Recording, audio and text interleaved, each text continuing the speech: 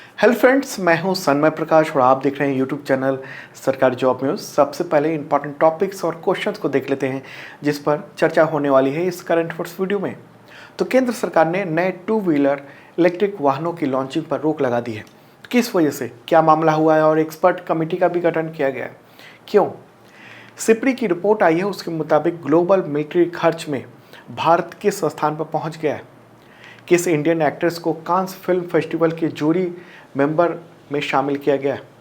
LIC ने कितने प्रतिशत शेयर के आईपीओ को शेयर बाजार में लाने का ऐलान किया है अगले ही महीने। चेंजेस भी हुए हैं इसमें। किस भारतीय को pink lady food photographer of the year 2022 award मिला है।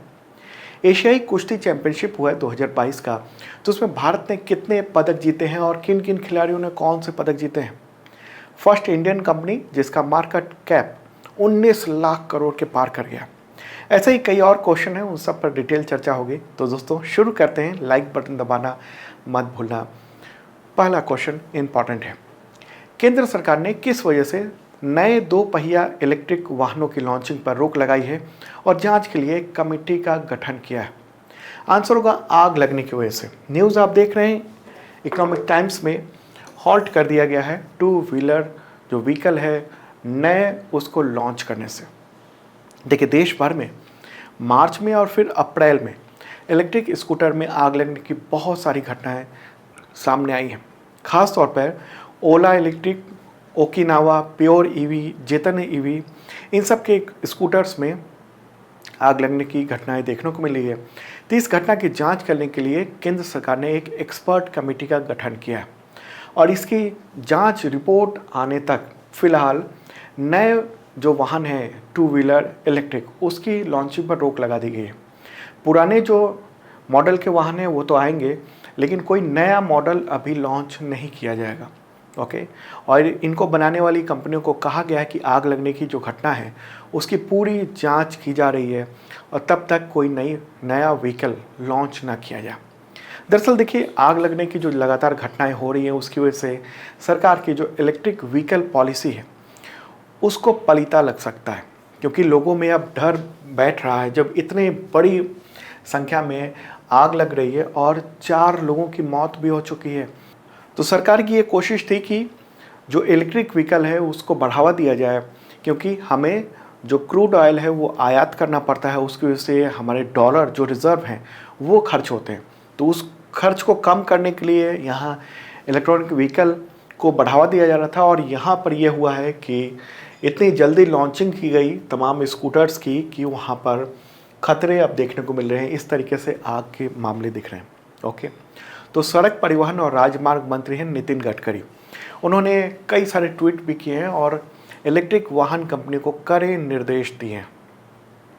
अब सवाल है कि 2 पहिया जो इलेक्ट्रिक स्कूटर है या वाहन है उसमें दुर्घटनाएं कहाँ कहाँ कैसे कैसे हुई है।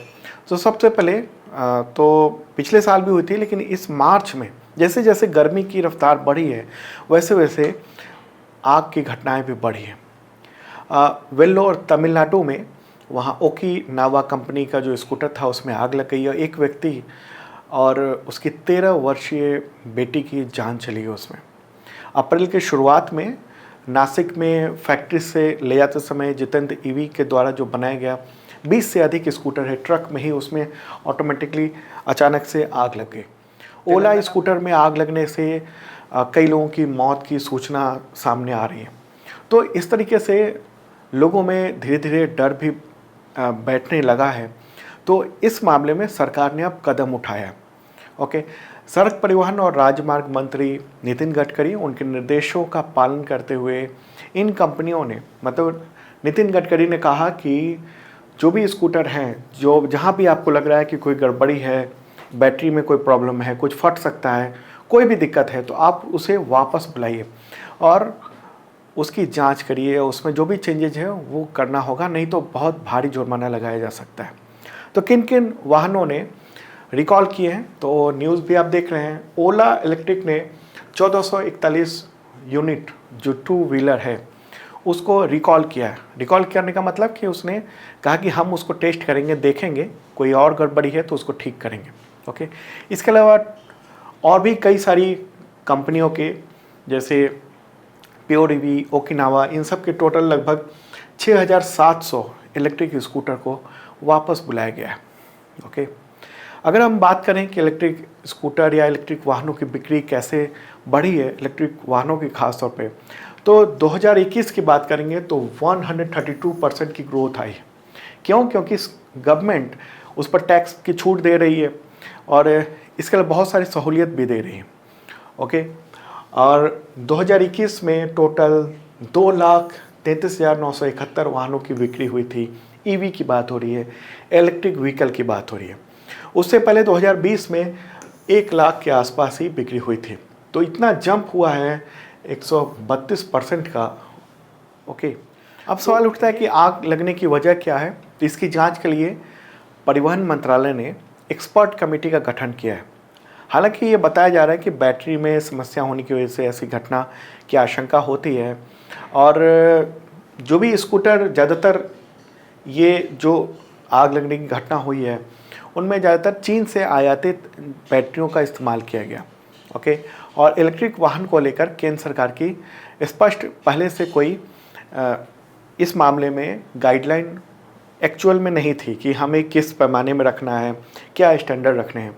तो अब उस क्वालिटी की, बैटरी की क्वालिटी और बाकी चीज़ों को ध्यान में रख के सरकार ये कोशिश कर रही है कि उसको ठीक किया जाए। ओके, तो मुझे लगता है आप समझ चुके होंगे जो आग लग रही है, जो घटना है, जो भी बर्निंग इशू होता है वो इम्पॉर्टेंट हो जाता है आपके एग्जामिनेशंस के लिए। चलिए आगे बढ़ते हैं, अगला क्वेश्चन लेते हैं। इम्पॉर्टेंट है ये भी। और दोस्तों, जिन लोगों ने सब्सक्राइब नहीं किया ज़रूर कर लेना और शेयर जरूर कीजिए इस वीडियो को। अगला क्वेश्चन होगा, सिपरी की ताज़ा रिपोर्ट के अनुसार वर्ष 2021 में ग्लोबल मिलिट्री खर्च में भारत किस स्थान पर रहा है? आंसर होगा थर्ड, तीसरे स्थान पर रहा है। न्यूज़ भी आप देख रहे हैं द हिंदू में, और थर्ड पोजीशन पे रहा है। सिपरी की रिपोर्ट आई है अभी अप्रैल में। रिपोर्ट भी मैं दिखा दूं, ये है यहाँ रिपोर्ट है, ये अप्रैल में आई है और इसमें डेटा है 2021 का। सिपरी का फुल फॉर्म क्या होता है? Stockholm International Peace Research Institute. Okay, ये दुनिया भर में मिलिट्री के जो भी एक्सपेंस है, खर्चे हैं, हथियारों का जो जमावड़ा है, उन सब पे रिपोर्ट तैयार करती है। तो अभी 25 अप्रैल को ये रिपोर्ट जारी हुई है। रिपोर्ट का नाम क्या है? Trends in world military expenditure 2021, ये है रिपोर्ट। तो इंडिया को देखते हैं, इंडिया का क्या खर्चा रहा है, कितना रहा है। उससे पहले पूरी दुनिया का देख लेते हैं। तो आप ये ग्राफिक्स देखेंगे किस तरीके से मिलिट्री पर जो खर्च है वो बढ़ रहा है। 2010 में देखने को मिला ऊंचाई गया, उसका थोड़ा सा कम हुआ था, लेकिन अब साल दर साल ये बढ़ता ही जा रहा है काफ़ी तेज़ी से। 2021 में वैश्विक मिलिट्री खर्च जो है वो 2 ट्रिलियन अमेरिकी डॉलर को पार कर गया और पहली बार 2113 अरब डॉलर तक पहुंच गया।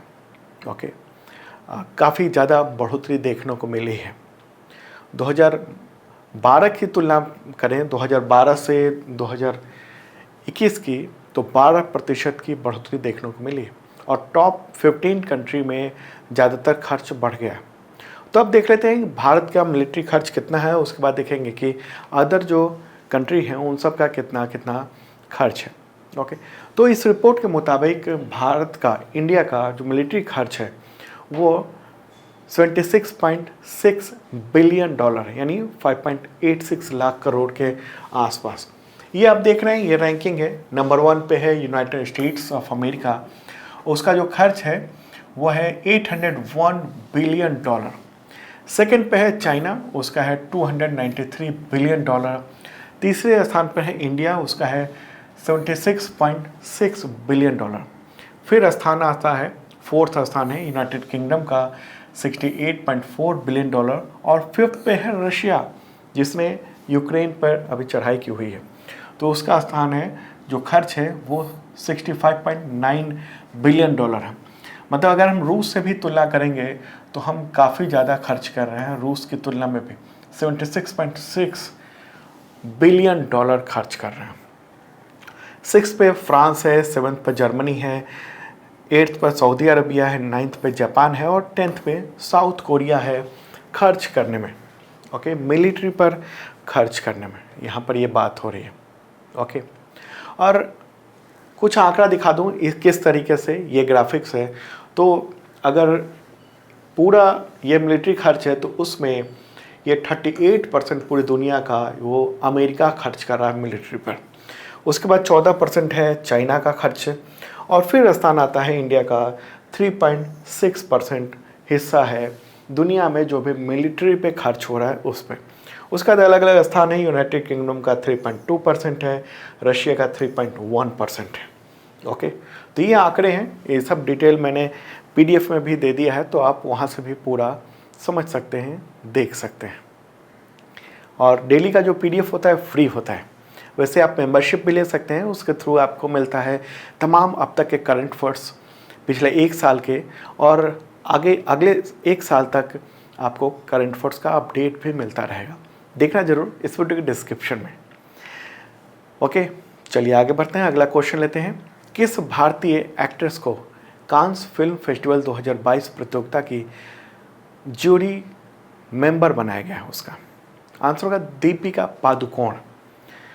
न्यूज़ आप देख रहे हैं द हिंदू में, ये कांस फिल्म फेस्टिवल में जूरी में शामिल किया गया है, एक प्रेस्टिजियस बात होती है।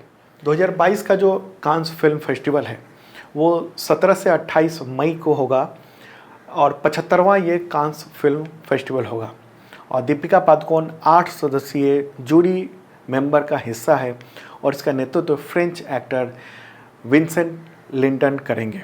ओके, कांस फिल्म फेस्टिवल ये फ्रांस में आयोजित होता है, हर साल आयोजित होता है, और दुनिया में जो बड़े फिल्म महोत्सव हैं उनमें से ये एक है। इसकी शुरुआत हुई थी 1939 में।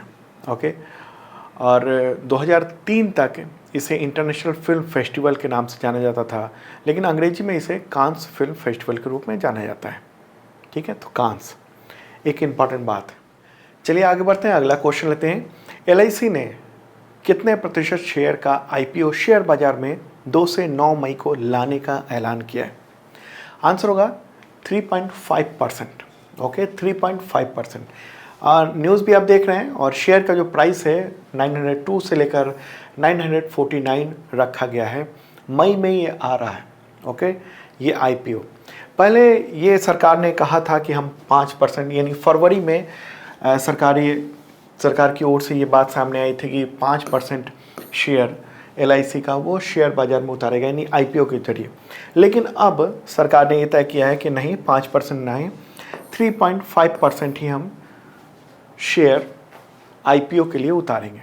तो इसके बारे में और बताते हैं, उससे पहले सबसे ज़रूरी समझना कि IPO होता क्या है। IPO का फुल फॉर्म होता है इनिशियल पब्लिक ऑफरिंग। दरअसल कोई भी कंपनी होती है, उसको कुछ शेयर होल्डर यानी कुछ मालिक 3, 4 या 10 वो मिलकर चलाते हैं, और जब इन कंपनियों को कैपिटल की यानी पूंजी की ज़रूरत होती है तो वो खुद को शेयर बाज़ार में लिस्ट कराती है कंपनी, और इसी प्रक्रिया में IPO यानी इनिशियल पब्लिक ऑफरिंग वो जारी करना पड़ता है। तो शेयर बाज़ार में लिस्ट होने के लिए प्राइवेट कंपनी जो IPO लाती है वह बड़ी संख्या में आम लोगों, निवेशकों और अन्य लोगों को शेयर अलॉट करती है। मतलब कि अब उस कंपनी का मालिक सिर्फ 2-4 लोग नहीं होते हैं या एक परिवार नहीं होता, बल्कि तमाम जो भी शेयर होल्डर हैं, जिन लोगों ने भी शेयर खरीदा है वो सब हो जाते हैं, तो जिनको IPO के दौरान शेयर अलॉट होता है। तो IPO जो इसका आ रहा है वो तो 3.5% ही है टोटल शेयर का। तो ऐसे में पब्लिक बिड करेगी कि अभी तो रेट रखा इन्होंने 902 से लेकर 949 के बीच में, तो पब्लिक हो सकता है इससे ज़्यादा बिड करे कि हम इसमें ज़्यादा दें, तो रेट ज़्यादा भी हो सकता है इसका। तो LIC यानी लाइफ इंश्योरेंस कॉरपोरेशन, उसने ये रेट तो जारी कर दिया है, लेकिन इसमें भी छूट देने की बात कही है। जो LIC पॉलिसी होल्डर हैं उनको 60 रुपये का डिस्काउंट दिया जाएगा, जबकि जो रिटेल इन्वेस्टर्स हैं या योग्य LIC के कर्मचारी हैं उनको 45% का डिस्काउंट मिलेगा। ओके, IPO का एंकर इन्वेस्टर कोटा जो है 2 मई को खुल जाएगा। IPO 9 मई को बंद हो जाएगा, और इसे देश का सबसे बड़ा IPO माना जा रहा है। अब सवाल उठता है कि सरकार ने इतना कम स्टेक क्यों बेचने का फैसला किया है या कहें आईपीओ लाने का क्यों फैसला किया है मात्र 3.5%। दरअसल हुआ ये है कि कोरोना और इसके बाद रूस और यूक्रेन का जो विवाद हुआ है उसकी वजह से शेयर बाजार में अस्थिरता आई है। जैसे पेटीएम का शेयर अगर आप देखेंगे तो उसकी दुर्दशा हुई। 2000 से ज़्यादा रकम पर वो पेटीएम का शेयर रखा गया था और वो लोगों ने ख़रीदा, उसके रेट आधे से भी कम हो गए। तो ऐसे में सरकार फूक फूक का कदम रखना चाह रही है और कोशिश ये है कि एलआईसी का जो आईपीओ है वो फेल ना हो पाए। ओके, तो इसीलिए माना जा रहा है कि आईपीओ का साइज 5% से घटाकर 3.5% कर दिया गया। तो यानी एलआईसी अपना यानी सरकार के पास जो स्टेक है 100%, उसमें से एलआईसी का 3.5% स्टेक सरकार बेच रही है आम लोगों को और इससे सरकार को उम्मीद है कि 21,000 करोड़ रुपए यानी 21,000 करोड़ रुपए से ज़्यादा प्राप्त हो सकते हैं। ओके, एलआईसी की एम्बेडेड वैल्यू कितनी है और मार्केट वैल्यू कितनी है? एम्बेडेड वैल्यू जो है 5.4 लाख करोड़ रुपए है और मार्केट वैल्यू 6 लाख करोड़ रुपए है। तो ये एलआईसी का आईपीओ आ रहा है और एक इम्पॉर्टेंट बात है, एलआईसी के चेयरमैन कौन है? एमआर कुमार। हेडक्वार्टर कहाँ है? मुंबई में। स्थापना कब हुई थी? 1 सितंबर 1956 को, 1956 को। बहुत ही इम्पॉर्टेंट बात ये आईपीओ के बारे में मुझे लगता है आप समझ चुके होंगे। कोई दिक्कत हो कमेंट बॉक्स में लिख सकते हैं।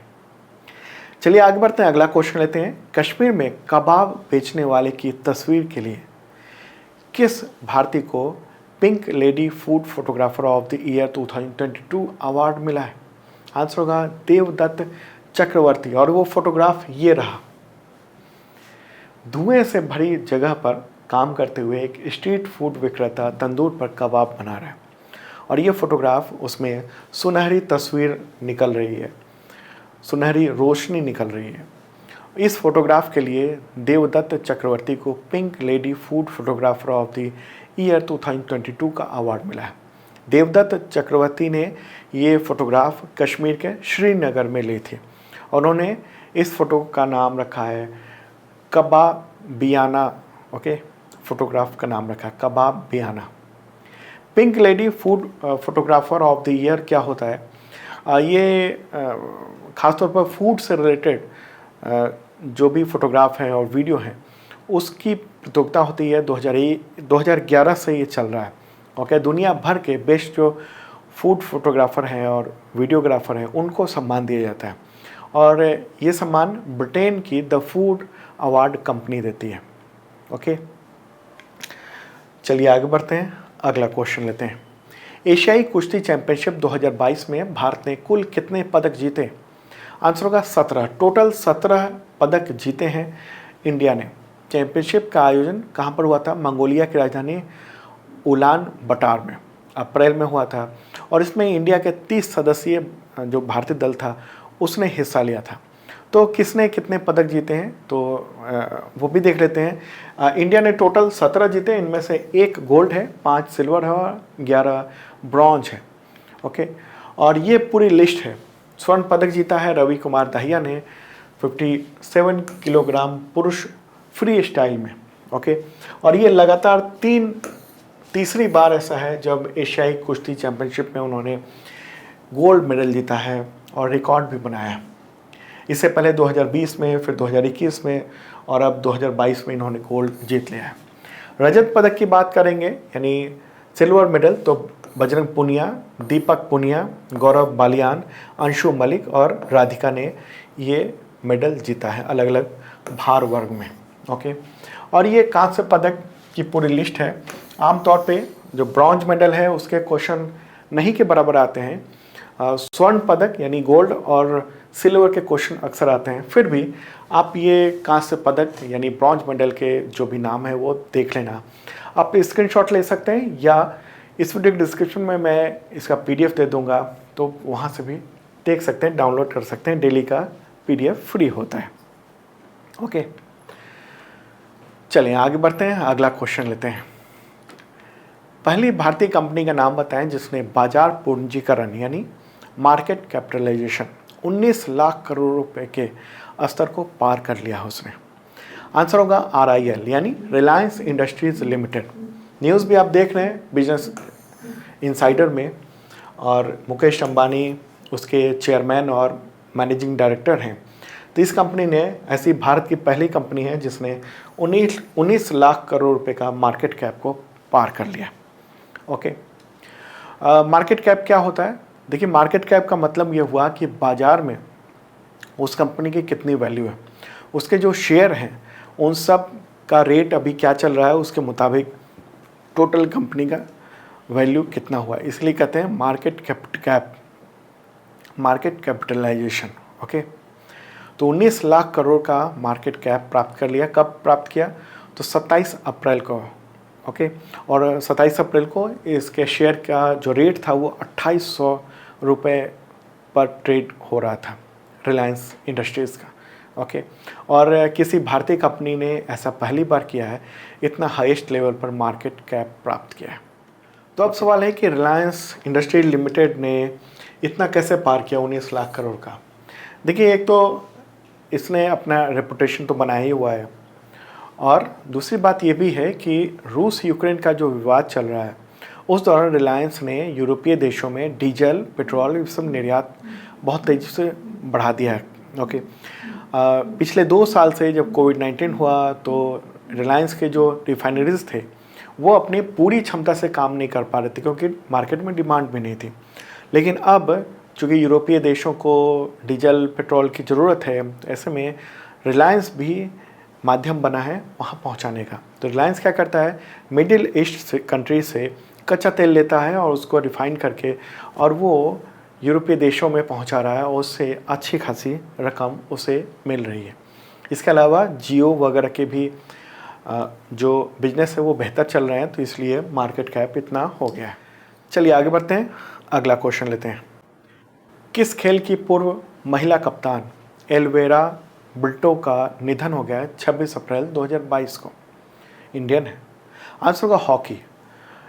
81 ईयर की थी, न्यूज़ भी आप देख रहे हैं, और फोटोग्राफ ये रहा इनका। 81 ईयर की थी, उम्र से संबंधित समस्याओं से जूझ रही थी। इनका जन्म हुआ था 15 जून 1940 को, ओके, बेंगलुरु के पास में। और इन्होंने भारतीय हॉकी टीम की कप्तान के तौर पर कई देशों में इन्होंने खेला। ऑस्ट्रेलिया, श्रीलंका, जापान, इन सब के खिलाफ भारत का प्रतिनिधित्व भी किया था इन्होंने। और इनको 1965 में अर्जुन अवार्ड मिल चुका है। ओके, अर्जुन अवार्ड पाने वाली ये दूसरी महिला हॉकी खिलाड़ी हैं। आगे बढ़ते हैं, अगला क्वेश्चन लेते हैं। नास्कॉम, उसका अध्यक्ष वर्ष 2022-23 के लिए किसे चुना गया? आंसर होगा कृष्णन रामानुजम। ओके, वो TCS यानी टाटा कंसल्टेंसी सर्विसेज और उसके एंटरप्राइज ग्रोथ ग्रुप के अध्यक्ष हैं। नेस्कॉम का फुल फॉर्म क्या होता है? National association of software and service companies. तो सॉफ्टवेयर और सर्विस कंपनी है उसका एक संगठन है नेस्कॉम, बहुत ही प्रतिष्ठित संगठन है ये। आगे बढ़ते हैं, अगला क्वेश्चन। डेनिस ओपन 2022 में किस भारतीय तैराक ने 800 मीटर फ्री स्टाइल पुरुष में गोल्ड मेडल जीत लिया है? आंसर होगा वेदांत माधवन। ओके, वेदांत माधवन। तो ये आयोजन कहाँ पर हुआ था? कोपेनहेगन, डेनमार्क में आयोजित हुआ था इसी महीने। न्यूज़ भी आप देख रहे हैं द हिंदू के स्टार स्पोर्ट्स में। तो उन्होंने 800 मीटर फ्री स्टाइल में स्विमिंग में गोल्ड मेडल जीत लिया है। ओके, उनकी उम्र 16 वर्ष है और उनका जन्म हुआ था मुंबई में, और मशहूर जो एक्टर हैं आर माधवन, उनके बेटे हैं ये, और उन्होंने शानदार काम किया है। तो दोस्तों, ये था इंपॉर्टेंट करंट अफेयर्स। कैसा लगा कमेंट बॉक्स में ज़रूर बताना, और कोई सलाह हो तो आप कमेंट बॉक्स में दे सकते हैं। शेयर जरूर करें इस वीडियो को, और जिन लोगों ने मेंबरशिप नहीं लिया है देख सकते हैं डिस्क्रिप्शन में, बहुत मामूली सी रकम में आपको मिल जाएगा।